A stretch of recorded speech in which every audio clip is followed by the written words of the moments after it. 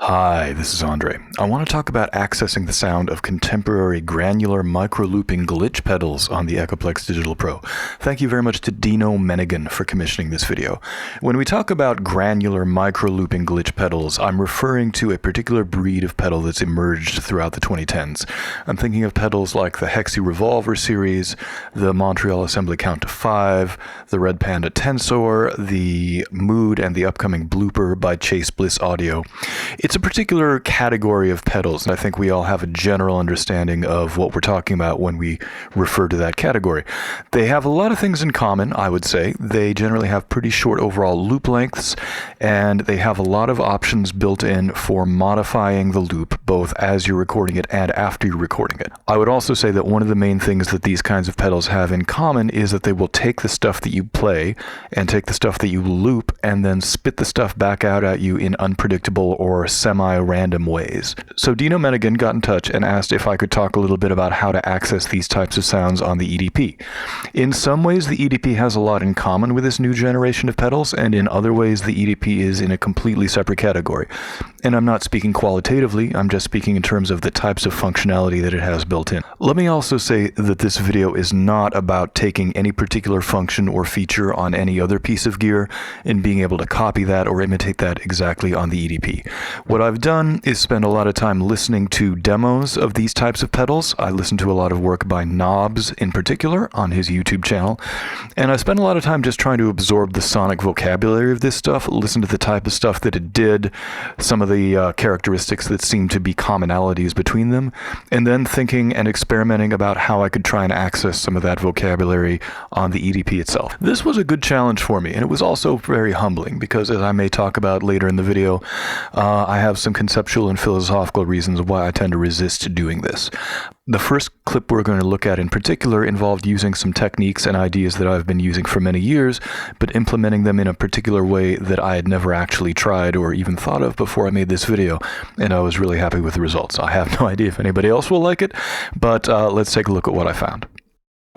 Okay, so let's go through some of the function settings we have going on here. Record mode is set to sus. That means you only record for as long as the button is held down. That means if you tap it, you get very short loop lengths.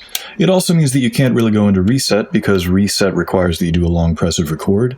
But if you do a long press of record when you're in sus record, then you just get a loop. If you absolutely positively have to go to reset, you can go back to toggle and do it that way. Overdub we're going to keep set to toggle for right now. Loop delay mode, aka interface mode, is going to be set to stutter. Insert mode is set to sus. That's also going to turn multiply into a sus function. And quantize is going to be set to cycle. So we've talked about this kind of thing in previous videos. I'm just going to do a very quick refresher for the purposes of trying to explain what's going on. Here's a short loop. And now I'm going to do a multiply. And you can see we've got all these little cycles embedded. Now I'm going to play a couple of other things.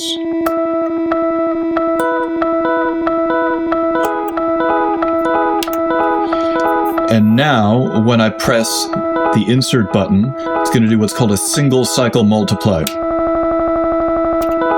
And as soon as I release it, it stops the single cycle multiply.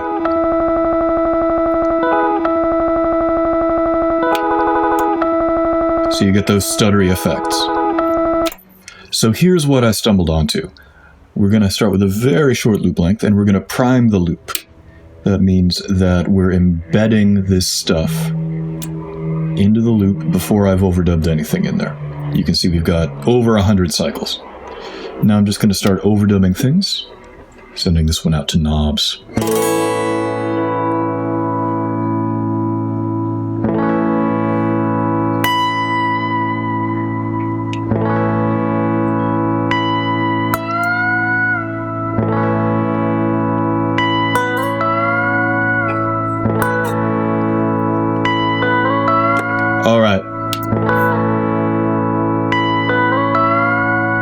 So now I'm going to press insert just to try and imprint some very short little granular stutters into things.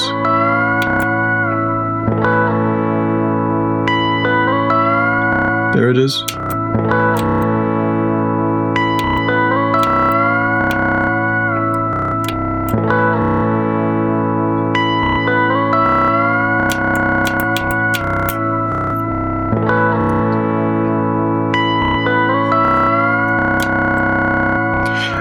And we can do a remultiply.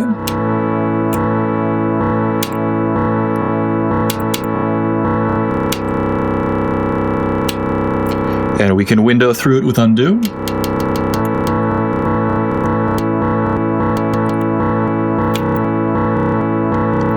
Now that loop length was so short that we weren't really hearing the specific pitches in the loop. So let me do a slightly longer loop length. Slightly longer. Multiply that out, priming the loop again. Let me do another pretty chord.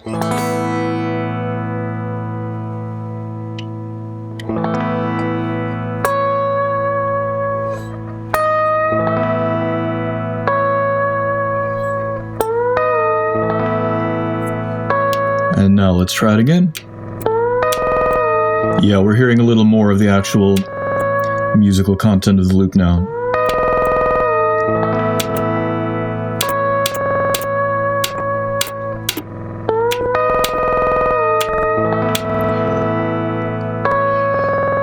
So it's kind of like a manual time stretch.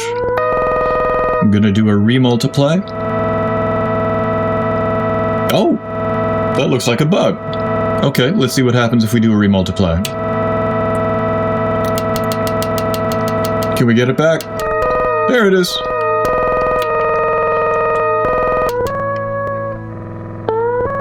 Interesting.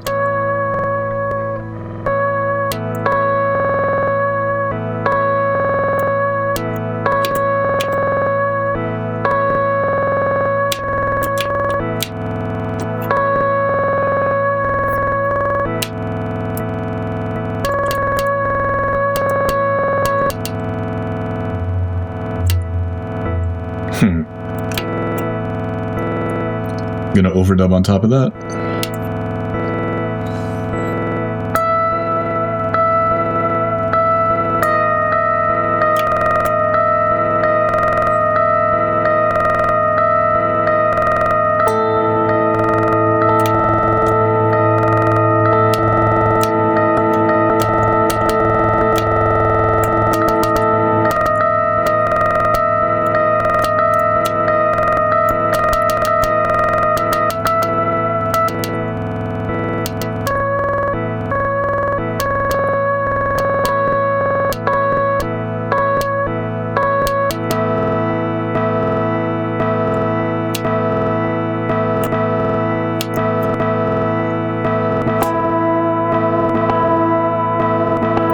Do some feedback fading. Not the entire loop, just imprinting a couple of gaps.